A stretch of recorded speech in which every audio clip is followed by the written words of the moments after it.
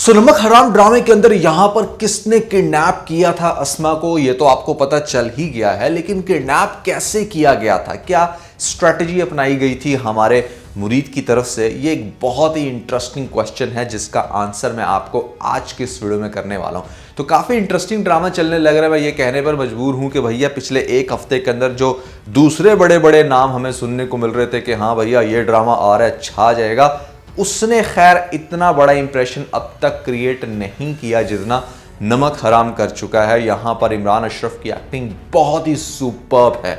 तो कैसे हुई किडनैप और आगे से क्या होगा, इसके ऊपर हम डिस्कशन करेंगे। लेकिन उससे पहले अगर आप लोगों ने अभी तक पीके लग्जरीज वेबसाइट को विजिट नहीं किया तो आप लोगों के लिए गुड न्यूज़, आप पूरी की पूरी वेबसाइट को आप बड़े अच्छे से एक्सप्लोर कर सकते हो अपने यूट्यूब चैनल के ऊपर ही। आपके लेफ्ट साइड पे यहाँ पर एक छोटा सा बटन होगा, आप उस बटन के ऊपर क्लिक करें और जो भी प्रोडक्ट आपको पसंद आ रही है आप जस्ट वन क्लिक के ऊपर बहुत ही आसानी से सारी चीजों को बाय कर सकते हैं। PK Luxus. We don't sell crap. अच्छा, सबसे पहले आप में से बहुत सारे लोग हैरान हो रहे होंगे कि ऐसे कैसे मतलब दिखाया गया है सीसीटीवी कैमरे के अंदर भी कि वो अपनी मर्जी से बैठी है गाड़ी में और दूसरी तरफ यहाँ पर अस्मा ये कहती है कि उसे कुछ भी याद नहीं है। तो क्या अस्मा मिली हुई थी या वाकई उसका किसी के साथ कोई चक्कर चल रहा था? इस सारे माजरे के पीछे आखिर है क्या? तो भैया बात यह है कि यहाँ पर एक चीज़ तो कंफर्म है कि अस्मा अपनी मर्जी से नहीं गई, ये सारी साजिश की गई थी। और साजिश किसकी तरफ से की गई थी? मुरीद की तरफ से। अब सोचने वाली बात यह है कि कैसे उसने ये सारे काम बड़े आसानी से कर लिए। अब मैं आपको एक पूरी पिक्चर दिखाता हूँ जिससे आपको पता चल जाएगा कि इस लड़की को किडनैप आखिर कैसे किया गया था। आपको याद होगा ये बारात वाला सीन जहाँ पर बहुत ज़्यादा औरतों को आते हुए दिखाया जा रहा था, वो जो गड़वी बजाती हैं, नाच गाना करती हैं। और एक और सीन भी आपको याद होगा कि मुरीद का बड़ा स्ट्रॉन्ग कनेक्शन है इन गरीब लोगों के साथ, वो इनकी हेल्प करता रहता है और मुरीद को वो बहुत ज़्यादा लाइक भी करते हैं। आप मुरीद के वो मुरीद हैं और उसके कहने पर कुछ भी कर सकते हैं। तो ये एक सारी प्लानिंग मुरीद ने बैठकर की थी कि किस तरह से वो इस बारात के अंदर इन औरतों को लेकर आएगा और इन औरतों के ऊपर किसी को शक भी नहीं होगा, क्योंकि कोई और बाहर का बंदा होता तो डेफिनेटली उसको बहुत अच्छे से पकड़ा जा सकता था, रोका जा सकता था, देखा जा सकता था कि ये सारा सीन चल क्या रहा है। लेकिन उन औरतों के ऊपर किसी को भी शक नहीं होना। अब यहाँ पर दूसरा पॉइंट ये है कि आप लोग देख सकते हो कि अस्मा ये कह रही है कि मैं तो बिल्कुल बेहोश थी, मुझे तो कुछ नहीं पता इस कमरे से लेके उस पुलिस स्टेशन तक और फिर वापस यहाँ तक कि एक्चुअली में क्या हुआ।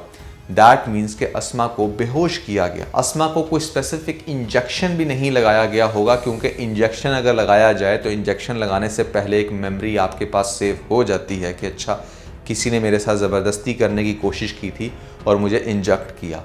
हो सकता है कि उसको पानी के अंदर या किसी भी दूसरी चीज़ के अंदर कोई ऐसी चीज़ डाल कर दी गई हो जिसके बाद वो फ़ौरन से बेहोश होगी।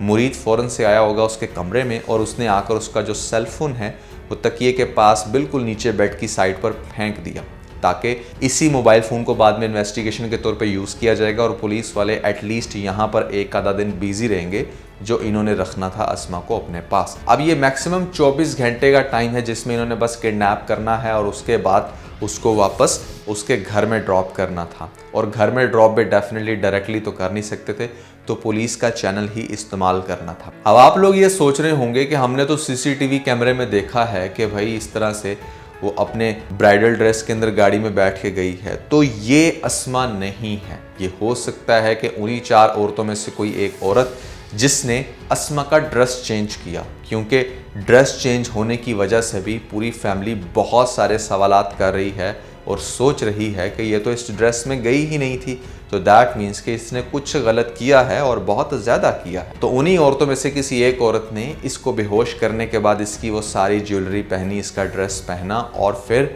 इस एंगल से उस गाड़ी में बैठती हैं कि मतलब सीसीटीवी कैमरे में सिर्फ इतना ही शो हो कि हाँ भैया बैक से कोई घर से निकल रहा है फुल ब्राइडल ड्रेस के अंदर और वो गाड़ी में बैठ रहा है, ताकि फैमिली को ये कंफर्म हो जाए कि हाँ अस्मा अपनी मर्जी से गई थी। और ऐसा क्यों करना चाह रहा था मुरीद?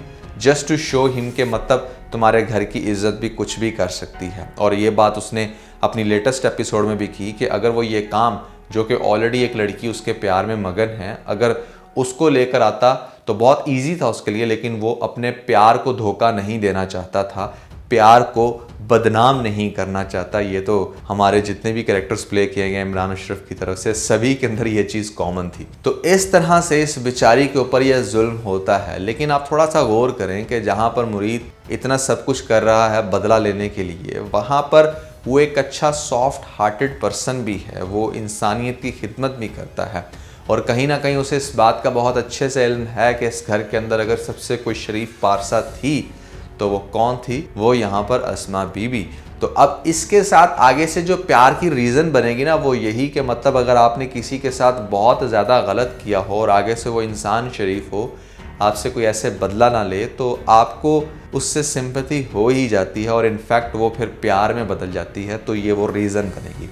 तो इस तरह से भैया यहाँ पर हमारी अस्मा को किडनैप किया गया था और अब आपको देखने को मिल रहा है कि मीन कुरैशी जो है ना, वो बड़ा तड़प रहा है और वो कह रहा है कि जिसने हमारी इज़्ज़त पे हाथ डाला है वो कोई एवं ही नहीं है, वो कोई बड़ी चीज़ है। और ये वो सारे कमेंट्स हैं जो एक्चुअली में हमारे मुरीद को बहुत पसंद आते हैं। वो तन्हाई में बैठ के इन सारे कमेंट्स को अपने आप को प्राइज़ करता है और कहता है कि हाँ, he has done something really great. अपने आप को सेटिस्फेक्शन पहुंचाने के लिए ये जो भी उसकी माँ के साथ गलत हुआ उस सब के लिए वो ये सारा कुछ कर रहा है। अब क्या वो ये सब कुछ ठीक कर रहा है? क्या किसी को ऐसे करना चाहिए?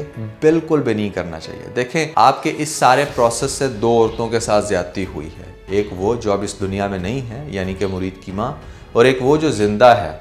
यानी कि एक्चुअली में देखा जाए तो मर्द के लिए ये ठीक है, एक बहुत बड़ी प्रॉब्लम है कि हाँ, उसकी इज्जत पे हाथ डल गया, इमोशनली उसको बहुत बुरे तरीके से ये चीज़ ब्रेक करती है। बट इमोशनली ब्रेक करने के लिए और भी बहुत सारी चीज़ें हैं जो मेरे ख्याल से स्पेसिफिकली टारगेट करती उस मर्द को हर्ट करने के लिए, ना कि किसी और औरत को इन्वॉल्व करते। जैसे फॉर एग्जांपल उसके बिजनेस के अंदर लॉस करवाता, उसकी प्रॉपर्टी को किसी तरीके से डिस्टर्ब करता, या फिर फाइनेंशियली किसी भी तरह से उसको लॉस, जिससे उसको बड़ा धचका मिलता और वो तड़पता। लेकिन मुरीद ने चूंकि एक गलत रास्ता अपनाया तो डेफिनेटली उसको इसका आगे जाकर एहसास ज़रूर होगा। एक और बात मुझे बड़ा हैरान करती है कि यहाँ पर सारी फैमिली काफ़ी टेंशन में थी कि आखिर कहाँ गई अस्मा, और जब फाइनली पता चलता है कि पुलिस स्टेशन में वो आ चुकी है तो चलो बाप की तो समझ में आता है कि हाँ ठीक है, वो जब ये वीडियो देखी उसने कि हाँ ये अपनी मर्जी से गई थी तो वो गुस्से में नहीं लेने गया। लेकिन बाकी फैमिली मेम्बर्स क्या मर गए थे?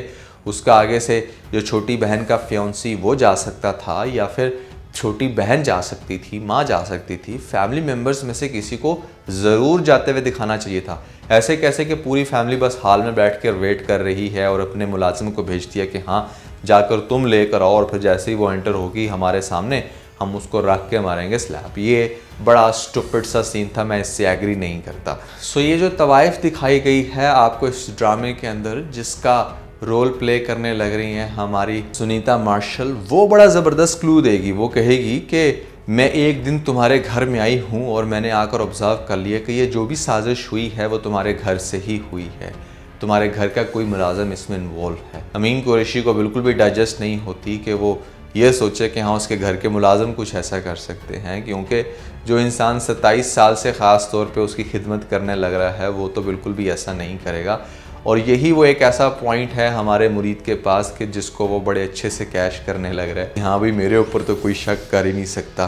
तो इस तरह से ड्रामा काफ़ी इंटरेस्टिंग बनता है। यहाँ पर अब इस बेचारी को दिखाया जाएगा कि वो बार बार क्लियर करने की कोशिश कर रही है कि उसने ऐसा कुछ नहीं किया, और ख़ास तौर पे जिस तरह से उसके बाप ने इन्वेस्टिगेशन को स्टॉप कर दिया है। तो आई थिंक कि यहाँ पर जब आगे से दिखाया जाएगा कि ये डिमांड करेगी कि नहीं, इसके ऊपर इन्वेस्टिगेशन होनी चाहिए, इन्वेस्टिगेशन को दोबारा से ओपन किया जाए, मैं कैरेक्टरलेस नहीं हूँ, मेरे ऊपर इल्ज़ाम लगाया गया है। तो ये चीज़ डेफिनेटली घर में से कुछ लोग तो सपोर्ट करेंगे, जिसमें हो सकता है कि माँ करे लेकिन बाकी लोग नहीं करेंगे।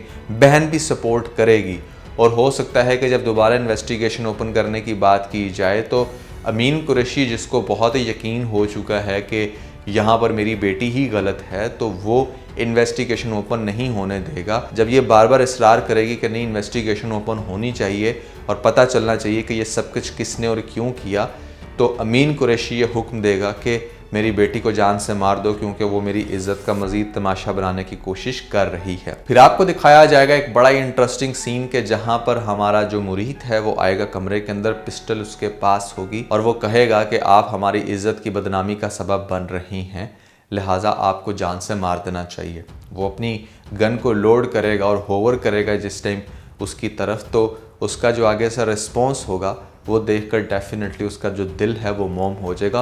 और दैट्स द पॉइंट के जहाँ पर आपको दिखाया जाएगा कि मुरीद को उसके साथ डायरेक्टली प्यार नहीं बल्कि इश्क होने वाला है, बिल्कुल वैसा ही जैसा आपको दिखाया था रक्से बिस्मिल के अंदर। अब वो बड़ा ही एक अजीब कश्मकश का शिकार होगा जहाँ पर एक तरफ से तो उससे प्यार करता है जिसको उसने स्टार्टिंग से ही बदनाम कर दिया, और दूसरी तरफ यहाँ पर वो अपना मज़ा चखाना मज़ीद चाहता है अमीन कुरैशी को, क्योंकि वो बिल्कुल भी चेंज नहीं हुआ। दूसरी जो इंटरेस्टिंग चीज़ दिखाई जाएगी आपको, जब ये घर की इज्जत वाला मामला भी इसको सीधा नहीं करेगा तो अगला इसके ऊपर अटैक करेगा, वो जिसको कहते हैं टारगेट किलिंग। तो इसके ऊपर टारगेट किलिंग का एक अटैक होगा, इसकी गाड़ी को तबाह कर दिया जाएगा बुरे तरीके से, और इसको हो सकता है कि गोली ना लगे, लेकिन इसको कमज़ोर करने के लिए या कमज़ोर बनाने के लिए ये एक उसका वार होगा। लेकिन इसके बाद भी आगे जाके क्या इस अमीन कुरैशी की अक्कड़ टूटेगी नहीं, ये तो हम आने वाली एपिसोड्स में देखेंगे। आई थिंक कि मैंने आपको 2-3 एपिसोड्स का तो खुलासा करके बता दिए। कैसा लग रहा है आप लोगों को ये ड्रामा, कितना ज़्यादा आप इसके अंदर इन्वॉल्व हो रहे हो, कितने लोगों को ये स्टोरी इंटरेस्टिंग लग रही है, कमेंट्स में मुझे ज़रूर बताइएगा। उसके अलावा अगर आप लोगों ने मेरी ये वीडियो नहीं देखी भैया, जो साल में आती है सिर्फ एक दफ़ा, जहाँ पर मैं बताता हूँ आपको 10 ऐसे पाकिस्तानी ड्रामे जो आपको मरने से पहले लाजमी देखने चाहिए, काफ़ी इंटरेस्टिंग लिस्ट होती है। ऊपर आपको लिंक मिल जाएगा, जल्दी से लिंक पे क्लिक करके वीडियो देख के अपना फीडबैक हमें ज़रूर दीजिएगा।